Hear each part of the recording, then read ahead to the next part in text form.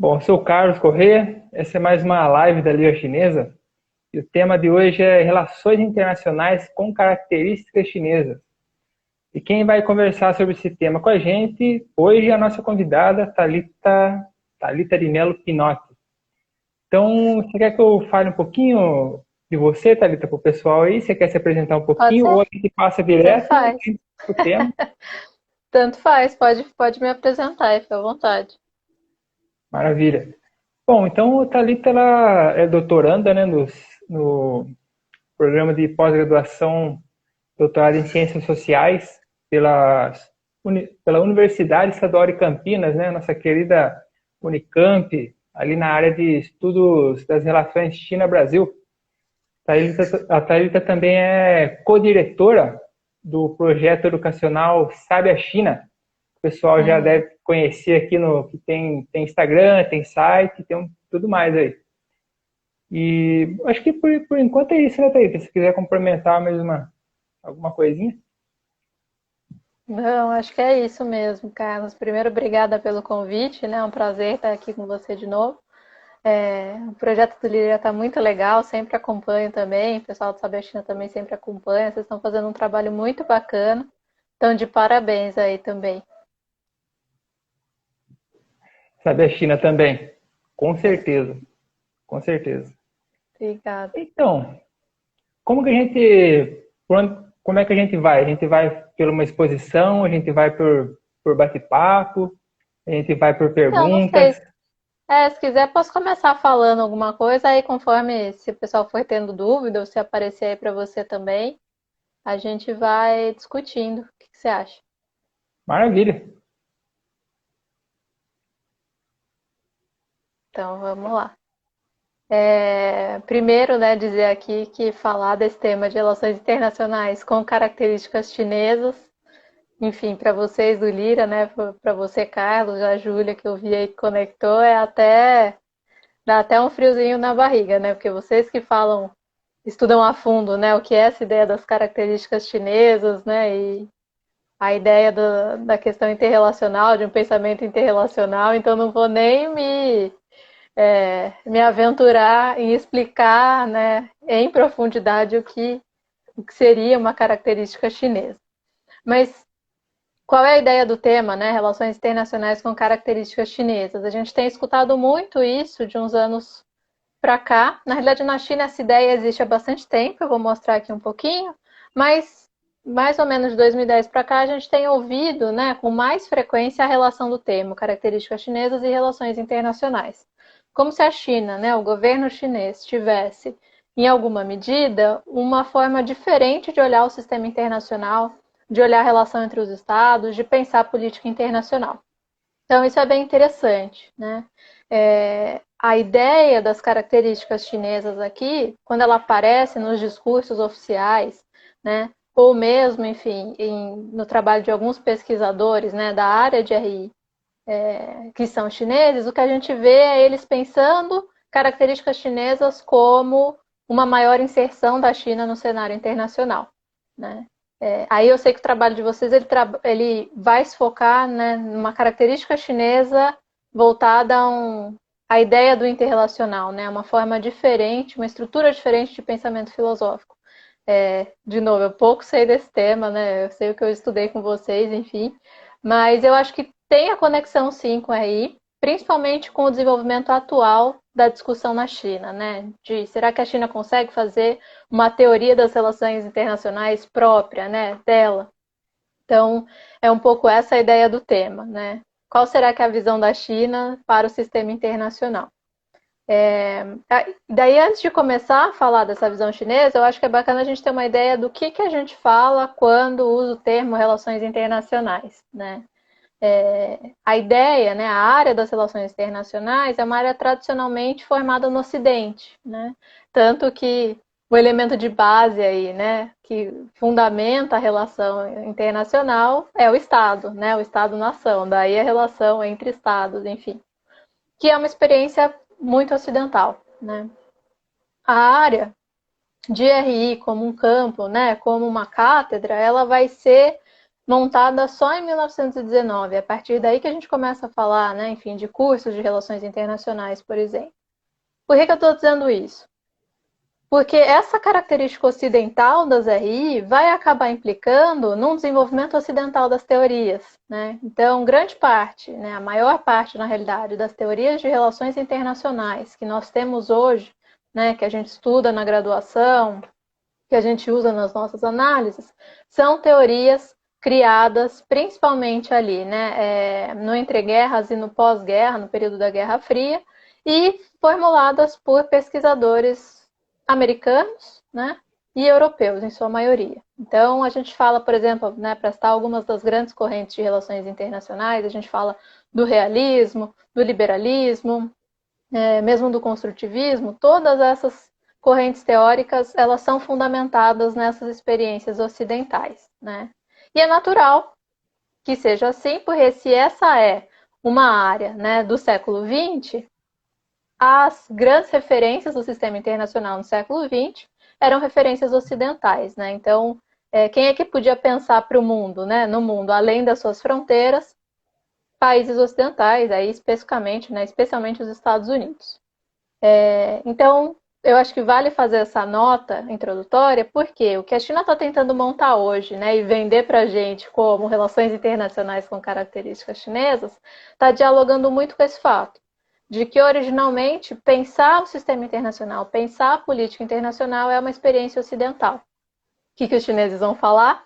Não é bem assim. A gente pensa o sistema internacional há muito mais tempo, né, só que com outras bases. E o que eles vão tentar fazer hoje é traduzir um pouco, né, desse pensamento tradicional chinês para uma política internacional atual. Então, esse é um caminho bem interessante, né? Enfim, tem muita relação com os estudos decoloniais, né, com a ideia de que a gente tem outras bases, né, outras fontes de desenvolvimento de teorias nas várias ciências, então é uma discussão bem interessante. Mas para voltar para a China, né? Quando que a gente começa a falar numa teoria das relações internacionais na China? Obviamente que desde a fundação, né, da nova China, da República Popular da China, a gente tem um pensamento em relação ao que é o internacional, mas ele não vai ser extremamente desenvolvido, né? Para você ter uma ideia, até o final dos anos 80, mais ou menos, a China tinha só 3 departamentos de relações internacionais nas suas universidades, que é bem pouco, né? E eles eram extremamente influenciados pelo pensamento soviético, ou seja, o marxismo aí vai ser a base, né, do pensamento internacional e de como deveria ser essa relação da China com o exterior. Quando a China, né, decide fazer a sua abertura econômica, no final dos anos 70 ali, enfim, o grande projeto do Deng Xiaoping, que todo mundo conhece bem aqui, né, das modernizações, e se abrir para o mundo, obviamente ela vai precisar fazer o quê? Pensar em como se relacionar com o mundo, né?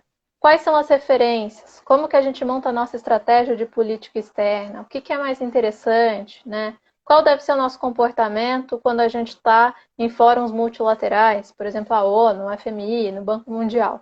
A China vai passar a pensar, né, esse sistema internacional de outra forma e como ser um ator nesse sistema internacional. E aí, obviamente, que a área de relações internacionais na China começa a se desenvolver com mais força, né, mais fôlego. Deixa de ser uma preocupação única e exclusiva do partido e passa a ser uma preocupação, né, de toda a comunidade acadêmica em pensar como é que seria essa inserção internacional. No final dos anos 80, em 87, a gente vai ter a primeira conferência na China de relações internacionais, né? Era uma conferência que, inclusive, levava esse nome. Primeira conferência da teoria das relações internacionais na China. E é aqui que, pela primeira vez, a gente vê a menção à ideia relações internacionais com características chinesas, né? Qual foi a grande conclusão enfim, obviamente, né, nessa conferência a gente tinha vários representantes do partido, mas também o pessoal, né, pesquisadores das principais universidades. E qual vai ser a conclusão? Se a gente vai pensar um modelo chinês próprio, né, para referenciar o nosso desenvolvimento, a gente vai precisar também criar uma visão do sistema internacional que tenha a nossa impressão, né, que tenha a nossa marca. Da mesma forma como eles vão, né, criar o slogan do socialismo com características chinesas, eles vão pensar, então, nas relações internacionais com características chinesas. Nesse momento, essa ideia, né, eles estão refletindo sobre, mas ela não ganha ainda grandes contornos, você não tem, por exemplo, né, grandes debates, desenvolvimentos teóricos, não tem muito financiamento para essa área ainda, mas o interessante é a sementinha está lançada, né? E é a partir daí que a gente começa a ver o que é a China tentando criar sua visão de sistema internacional. Obviamente, as coisas vão mudando nos anos 90, né? E uma mudança importante vai ser que no final dos anos 90 e início dos anos 2000, uma leva de pesquisadores chineses que tinham ido estudar em universidades da Europa e universidades dos Estados Unidos nos anos 80 volta para a China. E volta com eles também essa necessidade de se pensar as relações internacionais e mais. Volta aquela referência que eu falei no começo da live, né, tradicional do Ocidente, das teorias criadas nos Estados Unidos sobre o que é RI, nas teorias criadas na Europa sobre o que é RI, volta com eles então. E é aí que a gente começa a ver mesmo uma produção maior de uma, não de uma teoria ainda, mas de estudos e análises e pesquisas sobre, principalmente, o papel da China no sistema internacional. Só que nesse momento, né, até anos 2000 aí, a gente vai ter muita influência desse pessoal que veio de fora. Então a gente não vai criar nada novo em termos de teoria. A gente cria algumas ideias diferentes sobre o que deveria ser a inserção chinesa, né? A gente cria, por exemplo, a ideia da sociedade harmônica, ou a gente cria a ideia da ascensão pacífica, né, o desenvolvimento pacífico, que acho que todo mundo já ouviu falar, mas a gente não chega a criar novas propostas para se olhar o sistema internacional. A China ainda estava aprendendo a jogar as regras, aprendendo a jogar o jogo, né? Ela estava atravessando o rio ali, tateando as pedras ainda, como a gente sempre fala. Junto com isso, né, nos anos 2000, a China passa a se engajar mais, então, né, na ONU, vai assinar vários acordos internacionais e conforme o crescimento dela, né, o engajamento internacional aumenta e o crescimento econômico aumenta, naturalmente ela começa a ser demandada de, viu, né, vamos participar mais, você tem uma visão, qual é a sua estratégia, né, de política externa, qual é a sua estratégia para o sistema internacional. E, obviamente, o nosso desconhecimento em relação à China, né, nosso, digo, do Ocidente, vai gerar várias questões em relação ao que seria esse crescimento chinês. Aquela ideia da ameaça chinesa, né, que acho que a gente já viu muitas vezes e que está de volta aí, ela aparece nos anos 2000, né? No final dos anos 2000, principalmente, a gente vai ter essa ideia da ameaça rolando, digamos assim, né, no cenário internacional. E aí que a China percebe uma coisa bem interessante, que é, não basta eu participar do jogo, não basta eu aprender as regras, né, e estar lá e assinar acordos e participar das reuniões e fazer a minha parte, digamos assim, né, burocrática no sistema internacional. Eu preciso também, de alguma forma, influenciar a narrativa sobre o que é a participação da China no sistema internacional. Ou seja, não basta eu participar da história, eu tenho que contar essa história também a partir da minha perspectiva. Por que isso é interessante? Porque isso vai dar abertura para aquele pessoal lá atrás que disse, olha, a gente precisa pensar numa relação internacional com características chinesas, né? Isso vai dar abertura para que esse pessoal efetivamente comece a produzir algo novo. Em 2013, especificamente, a partir do governo do Xi Jinping, a gente vai ver um grande movimento nesse sentido, né? Aí sim, financiamento jorrando para as instituições de ensino, né, as principais universidades, então Pequim, a Tsinghua, a Heimin, enfim, a China Foreign Affairs, todas elas com financiamento e com esforço de produzir uma perspectiva chinesa sobre relações internacionais. Em 2013, o Xi Jinping vai fazer uma fala, inclusive, sobre esse tema, né? A ideia das narrativas, e vai falar, bom, se a gente vai realmente participar desse sistema internacional, a gente precisa controlar as narrativas, ou pelo menos influenciar as narrativas. A China, ela precisa criar um novo tipo de relação internacional, né?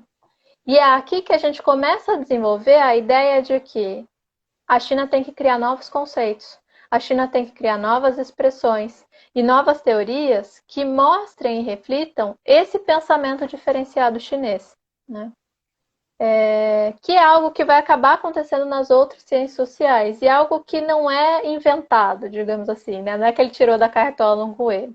A gente sabe que o pensamento aí, né? Vocês sabem muito mais do que eu, que a base do pensamento chinês, ela é qualitativamente diferente, né? Da base do nosso pensamento tradicional, os fundamentos gregos, enfim. E o que o Xi Jinping está falando aqui? Vamos pegar essa nossa base filosófica diferente e vamos transformar isso, né, em uma teoria das relações internacionais. E é aqui que começa o debate dentro da academia, que é o que a gente está vendo hoje, que é super interessante. Que é a grande pergunta, né? O que são características chinesas para relações internacionais, né? Será que a China consegue criar uma teoria das relações internacionais que seja chinesa, né? Será que, mesmo que ela crie essa teoria, não vai ser algo tão calcado numa experiência específica que não vai preencher os requisitos, né, do que uma teoria devia ser, que é aquela ideia, né, uma teoria precisa ser algo geral, que explique grandes movimentos e etc. E na academia chinesa a gente começa a ter esse debate. O que é interessante? Ainda que o governo tenha feito esse grande chamado, né, esse grande estímulo no sentido de vamos gerar conhecimento, então vamos criar conhecimento nesse sentido, a academia se divide nesse debate, né? E aí a gente tem, eu diria, três grandes correntes. Uma que vai dizer, olha, não dá para criar uma teoria chinesa das relações internacionais, porque simplesmente a área das RI é uma área que vem da experiência ocidental, os conceitos, as categorias são ocidentais, e a China não consegue escapar disso.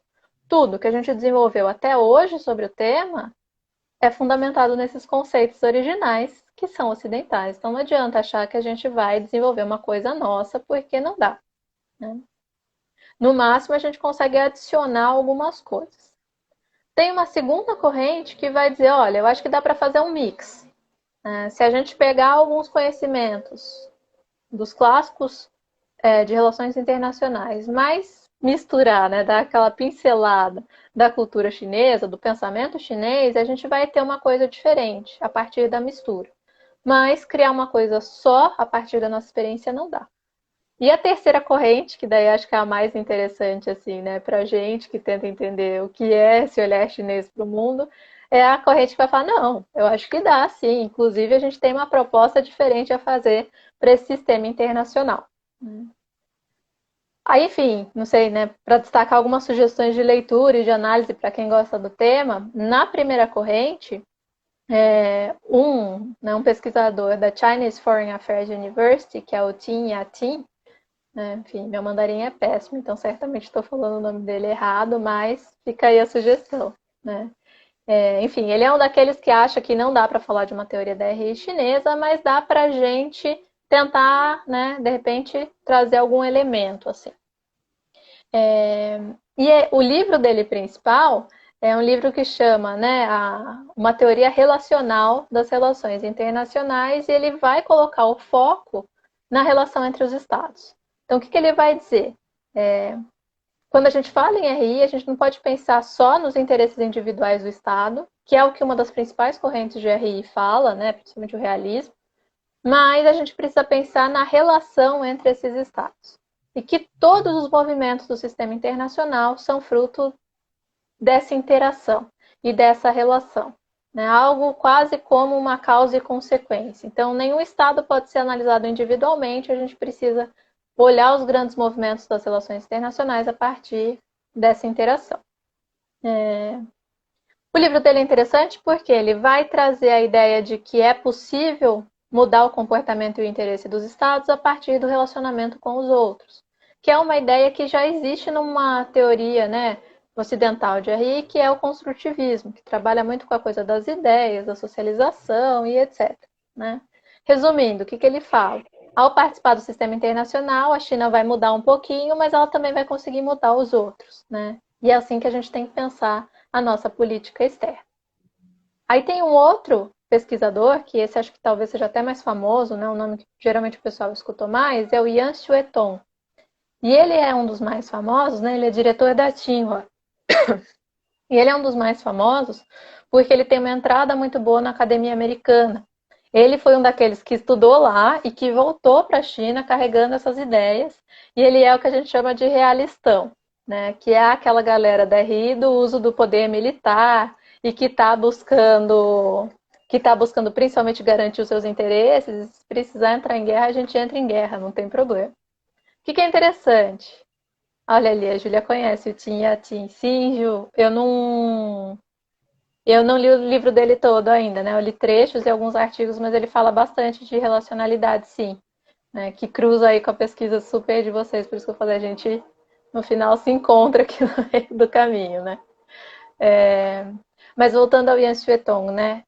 O livro dele principal, que é Pensamento Antigo Chinês e Poder Chinês Moderno, né? Numa tradução livre, o que ele vai pegar? Ele vai pegar as bases do realismo, que é esse pensamento, né? Enfim, do poder militar, do interesse individual do Estado, e ele vai mesclar com pensamentos de pensadores chineses da era pré-Qin, né? Por exemplo, Confúcio.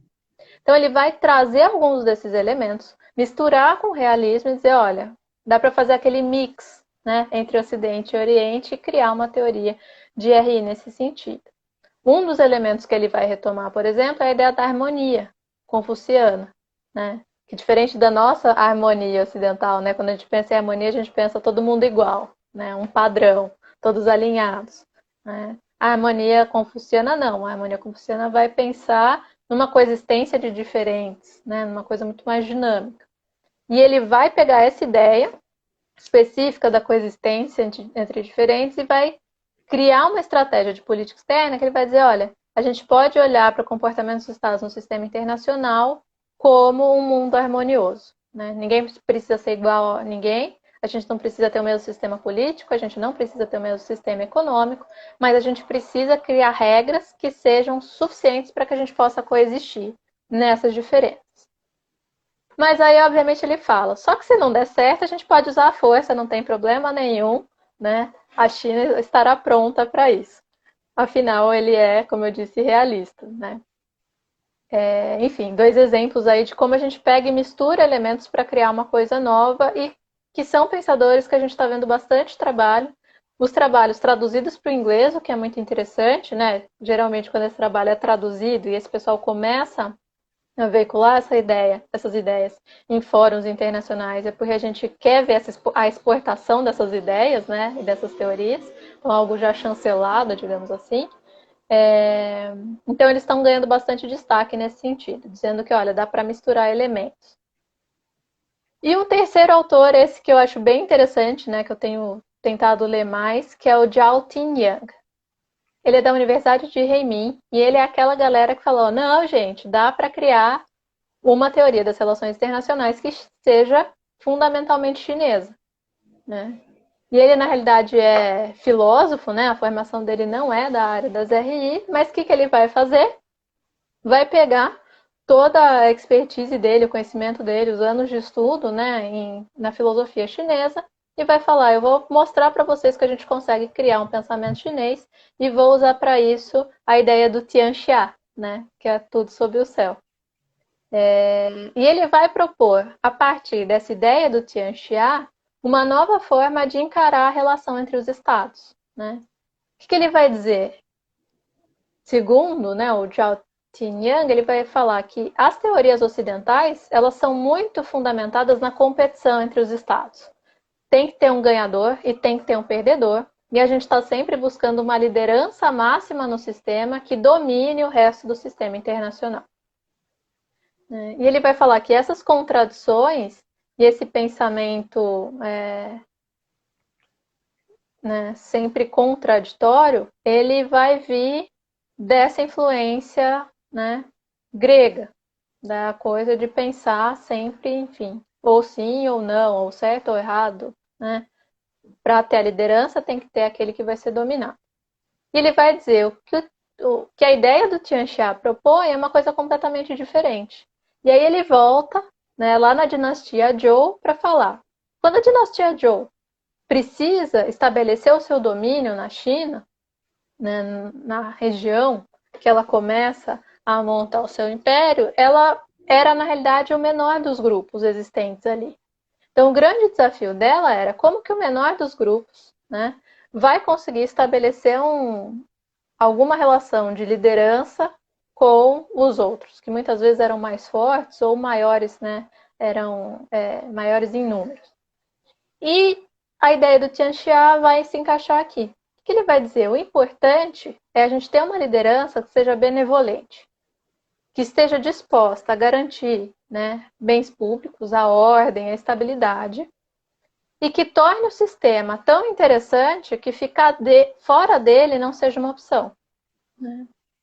Essa liderança não vai impor uma dominação, a ideia não é, né, construir um império com base numa dominação militar, por exemplo, mas a ideia é criar uma estabilidade, né, e uma situação tão interessante que todo mundo vai querer participar, cada um vai manter seus modelos, então, né, as outras lideranças funcionavam como vassalos, digamos assim, eles vão continuar, né, seu autogoverno, sua autogestão, mas vão participar desse grande sistema que a gente vai criar de tudo sob o céu, digamos assim. Né? E o Zhao Tingyang vai usar essa referência do Tianxia, desculpa, para dizer, olha, o nosso sistema internacional hoje pode ser assim. Né? A gente tem que pensar que a gente tem interesses coletivos compartilhados que são muito maiores. Por exemplo, agora, na pandemia. Todo mundo tem um interesse comum que é superar a pandemia, né? Combater o vírus, garantir imunização. Então, se esse é o nosso objetivo compartilhado, que todo mundo trabalhe nesse sentido. E que todo mundo estabeleça laços de cooperação nesse sentido. Né? O que ele está falando? Vamos criar redes. A gente não precisa criar um sistema internacional baseado na competição e na supremacia de um dos estados, de um dos atores. A gente pode simplesmente... Carlos? Travou aí? Travou. Tá me Deu uma ouvindo? travadinha. Deu uma travadinha. Enfim, então ele vai dizer, a gente pode criar um sistema internacional fundamentado não numa competição e no interesse individual dos estados, mas sim nessa ideia de que tudo que está abaixo do céu faz parte do mesmo sistema, né? O ponto fundamental dele é, se a gente não considerar nada como o outro, o externo, né? Ele fala em extinguir as externalidades. Se todo mundo fizer parte do mesmo sistema, ninguém vai querer competir, porque o sistema vai ser mais estável a partir da cooperação. Não é à toa, por exemplo, que o Xi Jinping vai falar, né, do futuro compartilhado, né, do futuro comum da sociedade, enfim. Elementos que vão passar a aparecer, inclusive, nos discursos oficiais. Então, isso é bem interessante. Né? O trabalho dele é muito novo. Na realidade, ele começa a publicar em meados dos anos 2000, mas traduziu os trabalhos dele, ele começa agora, acho que o primeiro ele traduziu em 2018, agora ele lançou um livro em 2019, grande, organizando essa ideia, né? Mas pensando naquela coisa da teoria das relações internacionais da China, o que a gente está vendo? Né? A China está criando, sim, uma narrativa própria. Se essa narrativa própria consegue ser exportada, a gente ainda não sabe, né? Mas ela propõe sim uma forma diferente de ver o sistema internacional. Não melhor ou pior, mas diferente do que a gente enxergava anteriormente, principalmente porque as teorias tradicionais, de novo, vinham da nossa experiência, que a gente sabe é diferente da experiência, né, oriental, chinesa, enfim. Né?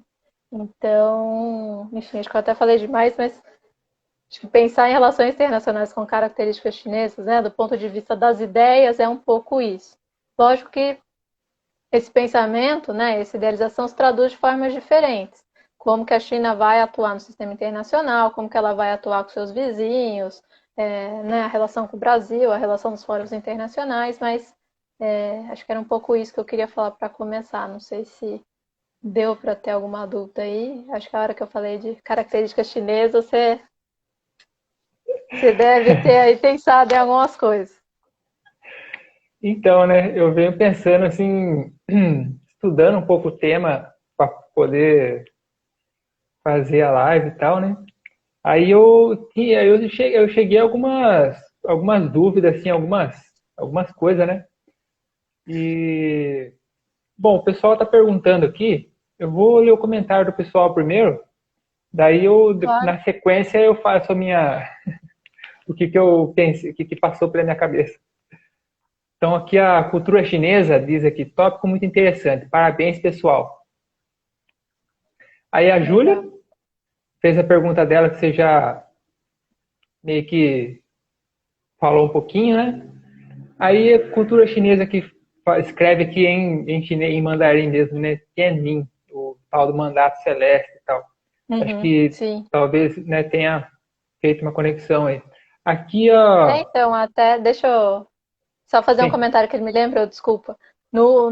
Essa ideia do mandato do céu, ela é essencial, né, para a ideia do Tianxia, a coisa do líder, de novo, que é benevolente e que só mantém a sua liderança enquanto ele estiver fazendo um governo adequado, né?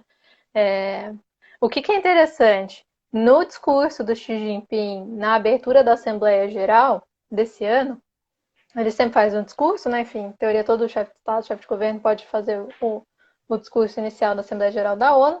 E no discurso dele esse ano, um trechinho que passou despercebido para muita gente, ele falava justamente isso.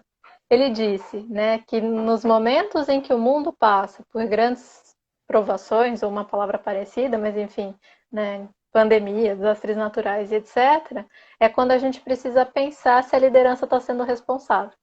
E que uma liderança responsável para o sistema, ela vai agir de acordo com as expectativas dos demais e não de acordo com seus próprios interesses, né? Então, que esses são os momentos de se pensar a organização das relações. Aí ele estava falando especificamente da relação entre o Estado. Mas a ideia do mandato do céu é justamente essa, né? Quando a coisa começa a dar errado, quando a gente começa a ter desastres naturais, pandemias, quando a gente começa a ter muita coisa acontecendo, é porque aquele mandato do céu já foi perdido, né? Isso que é interessante.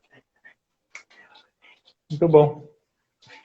Aqui, ó, o Comunista pergunta: como as relações internacionais enxergam o socialismo com características chinesas? Então, a ideia aqui é principalmente de que é um modelo próprio da China, né? O que a gente vê muito é a ideia de, olha, socialismo com características chinesas, ele vai ser principalmente vendido, não vendido, né, mas assim, exportado nas discussões de relações internacionais como um argumento dentro do debate de, olha, a gente não precisa seguir os mesmos modelos econômicos, né, os mesmos modelos políticos.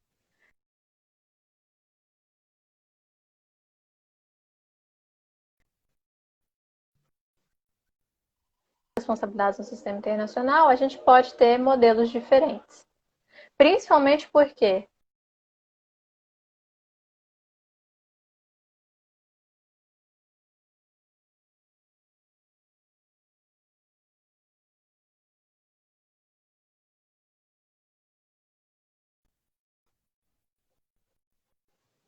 relações é no sentido de padronizar isso. Então, quando as relações internacionais trazem o debate, né, do socialismo com características chinesas, principalmente, né, quando a gente pensa no discurso chinês, é muito no sentido de pensar nessa coexistência de sistemas diferentes, de modelos diferentes, né? Então isso é bem interessante. E daí você vai ver as grandes variedades, né? Socialismo com características chinesas, enfim, modelos econômicos variados com características chinesas, né? Sustentabilidade com características chinesas, direitos humanos com características chinesas, então é bem diferente. Entendi. Aqui a Júlia faz uma observação. Apresentação perfeita e clara, Thalita. Obrigada, Júlia. Fui ler suas coisas para poder falar de características chinesas. Aqui a Suzana Bandeira, ela comenta, ela pergunta: nosso momento atual de pandemia e problemas climáticos colocam em prova justamente a questão da liderança responsável, não? Sim, sem dúvida, né? Inclusive, obviamente, esse discurso que eu comentei do Xi Jinping na abertura da Assembleia Geral foi uma grande cutucada nos Estados Unidos, né? Afinal, esse mundo que a gente vive em termos de sistema internacional, né? Como que as relações estão organizadas, as organizações que a gente fala, né? Os mecanismos de cooperação, eles vêm de uma ordem influenciada pela visão americana, né? Tudo que a gente conhece hoje de ONU, FMI, Banco Mundial, acordo de livre comércio, relação entre os estados, tudo isso foi meio que montado e arquitetado naquele período, né, do pós-guerra, de início da Guerra Fria. E o que a gente vê hoje é justamente, né, uma política externa americana que nega a participação nessas estruturas, né, e nesses regimes que eles mesmos criaram, né?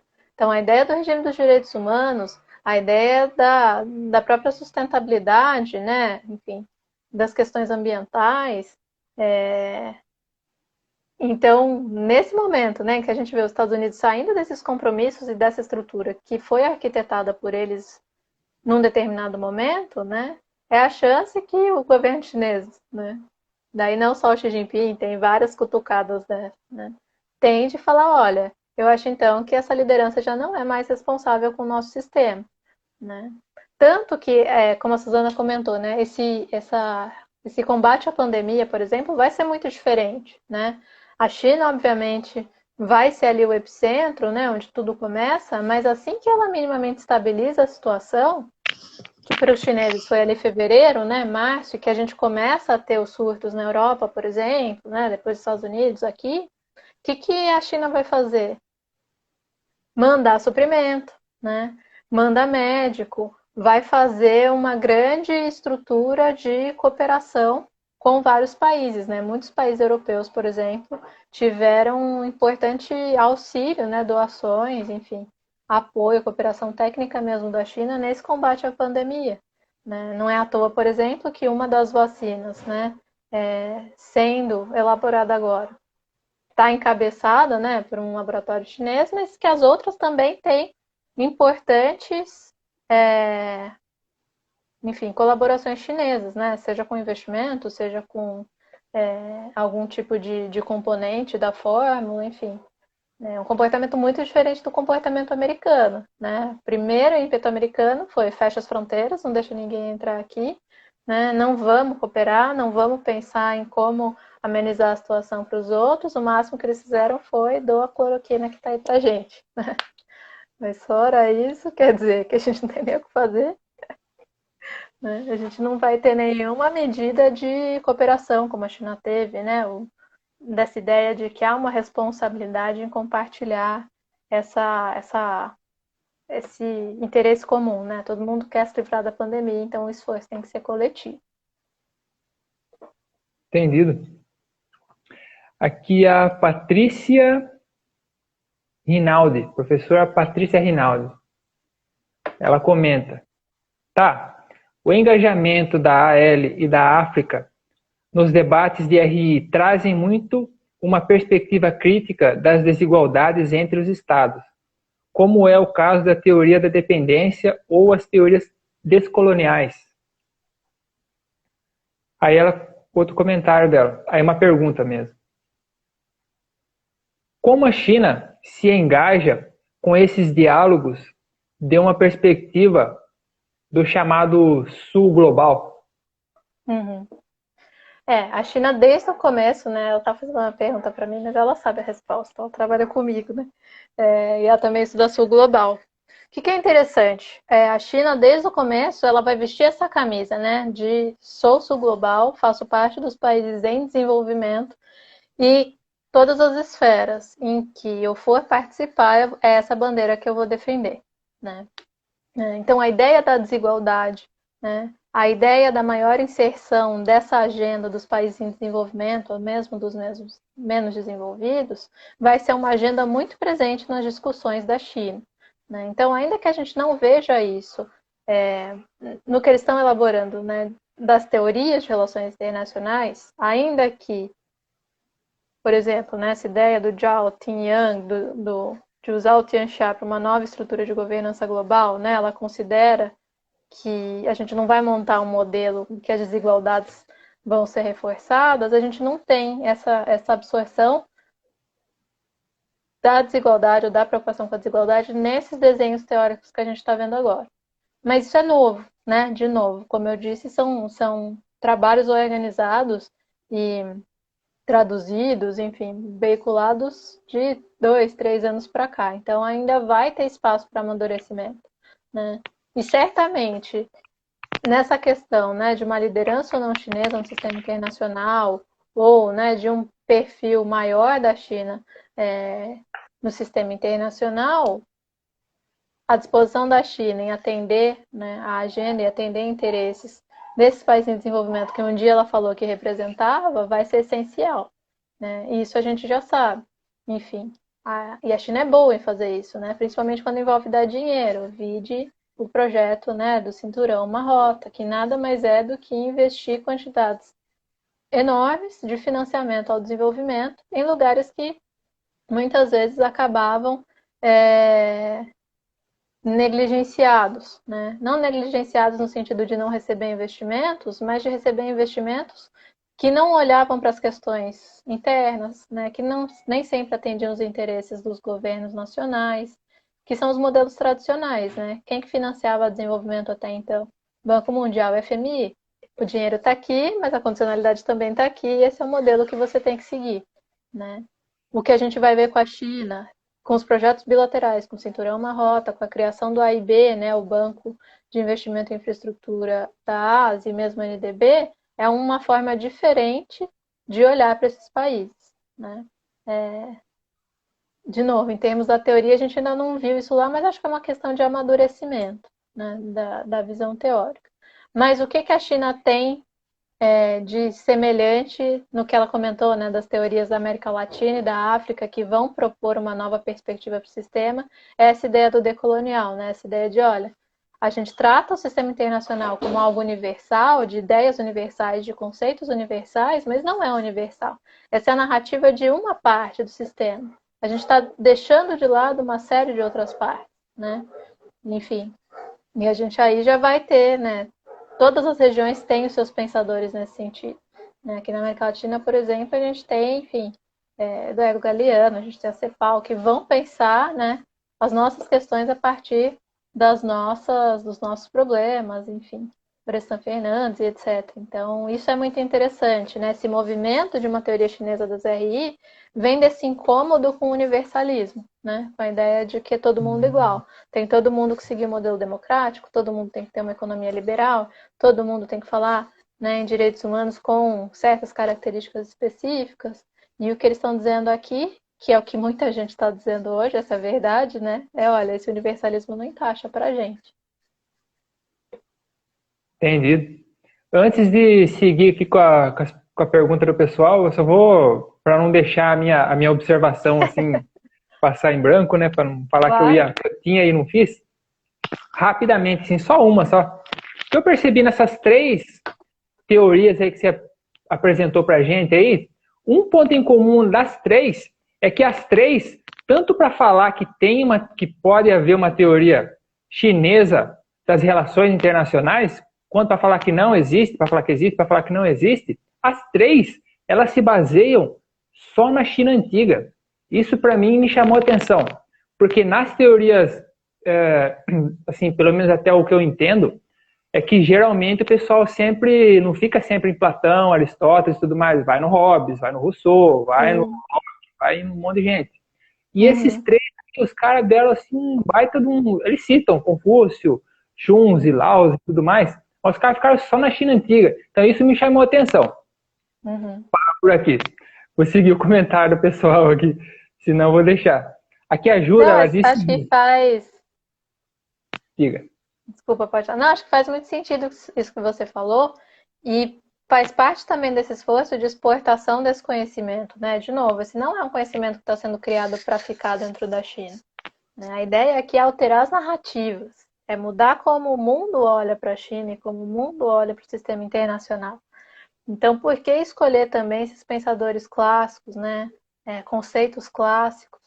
Porque a China tem nessas questões, né, nessa questão cultural, enfim, essa questão, né, dos grandes sábios chineses, a gente tem um elemento de uma vantagem cultural incrível, né? Quando você fala de China para alguém que conhece mais ou menos, pode não conhecer detalhes do sistema político, do sistema econômico e etc.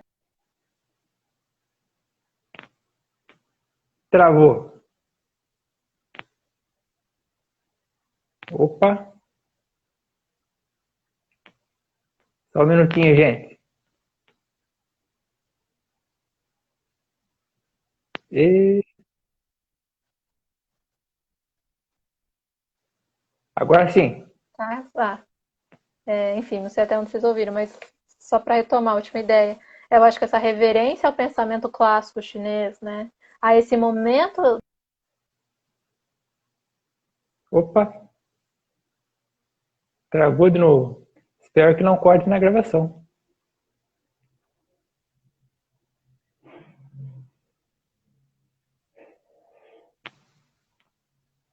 Só um minutinho aí, gente. Voltou. Foi. Sim. E, enfim, acho que é isso, né? Reverenciar o pensamento tradicional não é à toa, né? É um pensamento que todo mundo reconhece da China como grandes contribuições chinesas. Como esse é um produto de exportação, entre aspas, é natural que eles mobilizem elementos que, né, inspirem respeito, admiração, enfim. Entendido. A Júlia aqui ela diz o seguinte: fico me perguntando sobre o quanto essa cooperação é um soft power para dar espaço, em algum momento do futuro, para algum tipo de imperialismo clássico ou com características chinesas. O que você acha? Junto com isso, tem mais uma observação aqui da cultura chinesa. Sun Yat-sen tinha o lema Tian Xia Wei Kung. E Xi Jinping também começou a adotar e indo na direção do que diz o livro dos ritos. Uhum. Comunidade, destino compartilhado. É por aí? Aqui a Patrícia Rinaldi diz aqui. Fiquei curiosa em saber como eles vão incorporar essa dimensão da cooperação internacional nas teorias de RI. Excelente discussão, parabéns. Obrigada. Obrigada a todo A mundo gente pelos está com comentários, 50 enfim. minutos, tá?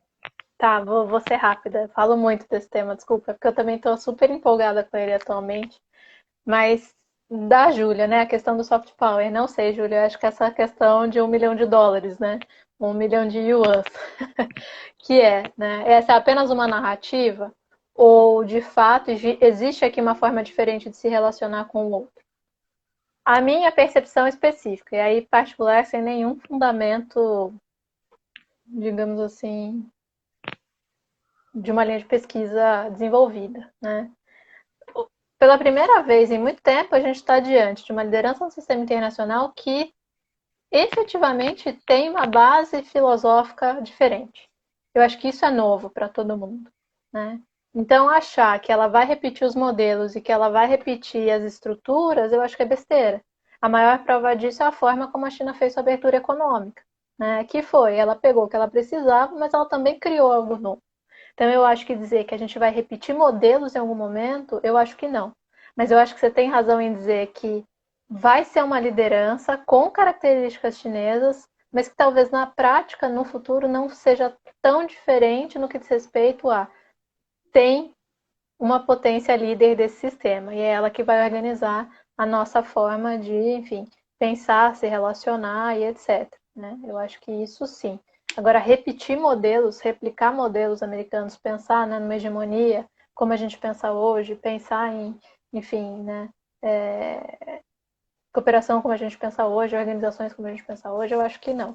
Eu acho que a China vai mostrar para a gente que tem outras formas de pensar o mundo. Não necessariamente melhores, né, mas diferentes.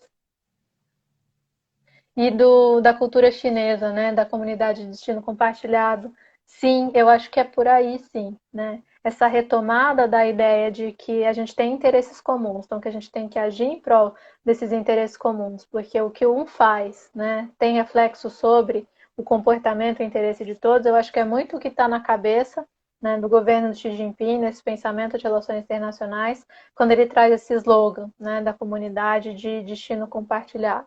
que é a base dessa coisa, né, dessa teoria aí do Tianxia e uma nova forma de governança global. Então, isso é bem interessante, né? Por isso, inclusive, que eu sempre falo, a China chutou as estruturas institucionais econômicas da ordem liberal, né? As instituições de Bretton Woods, ela foi lá e criou outras, mas ela não chutou a ONU. Isso mostra para a gente algo muito interessante, né?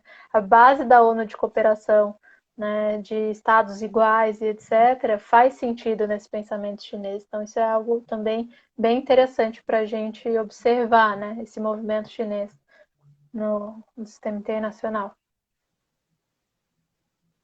Entendido. Eu me senti, me veio uma ideia na cabeça, que é se, com base mais ou menos no que a gente conhece, mais ou menos de China, da trajetória chinesa, vamos dizer assim, temos um comentário lá. Suzana Bandeira, a cultura chinesa já sabe disso, da comunicação de destino, da comunidade de destino compartilhada há muito tempo. Sim. Então, A coisa da isso que coletividade, né? Sim, o que eu pensei é o seguinte, se na trajetória do Estado chinês ele não fez como a Europa, por exemplo, que saiu para dominar tudo por aí, a China ela foi agregando, vamos falar assim, de uma mesma dominação, mas agregando, anexando aqui, e não abre mão. Tipo, Taiwan e tudo mais, ela não quer abrir mão, ela quer continuar com aquilo lá. Se ela estender essa rede dela para o mundo inteiro, se tornar essa potência tudo mais, que pode determinar as relações aí de todas, como é que seria então esse processo de agregação? Como é que ia ser todo mundo conectado com ela, assim? Eu fico imaginando se com base na trajetória chinesa, fazendo essa... Como é que seria, né? Isso aqui que me Eu vem acho assim, assim, não. de novo, essa nossa ideia, né, de uma potência hegemônica, hostil e principalmente militarizada é uma perspectiva bem ocidental, né? O modelo britânico foi assim, o modelo americano foi assim, né, dessa dominação a ferro e fogo, digamos assim.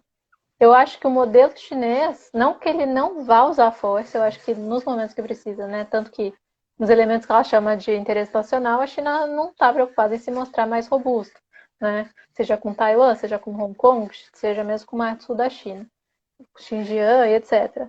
Mas eu não acho que a gente vê um modelo de uso da força exportado como a gente vê, por exemplo, os Estados Unidos, que vai fazer guerra no Afeganistão, fazer guerra no Iraque, né? Enfim, vai pensar em usar a força na África nos anos 90, eu acho que é diferente. Eu acho principalmente que a preocupação com a integridade territorial da China, ela está dada, ela está desenhada, aquele mapa não muda, em teoria, né? Com Taiwan e Hong Kong, obviamente, mas é aquilo. Agora, pensar em expansão disso, né? Enfim, intervenção em outras áreas, eu acho que não. Eu acho que é fora dessa estrutura chinesa de como ela enxerga mesmo essa relação entre estados, né? Eu digo pelo comportamento dela, por exemplo, no Conselho de Segurança da ONU, né? Todo mundo acha que ela é super ativa, mas ela não é. Ela começou a falar mais de 2015 para cá, e ainda assim, quando o tema envolve estabilidade, segurança, uso da força, ela pouco fala, né? Então, eu acho que realmente, de novo, não que seja melhor, eu acho que não, a gente não pode cair nessa pegadinha, mas eu acho que é uma forma diferente de olhar e de organizar essas relações que a gente vai ver, né? Entendi. Aqui é a cultura chinesa de sugiro a obra de Arnold Toynbee, O Desafio de Nosso Tempo. Essa eu não conheço. Eu vou dar uma olhadinha. É sempre bom, Bom, a gente está sem com dúvida. 57. Se você quiser falar mais alguma coisinha, Thalita, só para terminar, ou a gente pode ficar por aqui. Não, acho que é isso mesmo. Agradecer mais uma vez, Carlos, pelo convite. Parabenizar de novo pelo projeto de vocês, que está muito legal. Sempre eu vou lá dar uma olhada, que cada vez mais eu estou tendo que olhar para essa coisa, né, de bases filosóficas de pensamento. Aí toda vez que eu fico enrolada, eu falo, não, vou lá nas lives do Lira, né, vou voltar nos trabalhos de vocês, que sem dúvida é uma coisa muito importante para a gente entender essa China hoje, né. uma coisa está clara, usar os modelos que a gente tem não funciona, né? Então, tem que desconstruir um pouco a nossa cabeça para a gente entender realmente o que é a China. É isso, obrigada. Valeu, Thalita. Obrigado também a presença, obrigado por ter aceitado o convite. E o pessoal aí, gente, acompanha também a Saber China, porque a página Saber China mostra assim coisas que muitos detalhes sobre China assim que tá muito sensacional, muito sensacional. Acompanha lá que vale super a pena também. Aqui é a história da Ásia e vejo essa sensibilidade histórica da China com o Tibete. Carolina Wendel, parabéns, muito bom. A Suzana, adorável te ouvir. Thalita, parabéns. E palmas e palmas. E a professora Patrícia Rinaldi, excelente discussão. Valeu, gente. Obrigada, gente. Valeu. Até mais, gente. É nóis. Até a próxima. Tchau, tchau.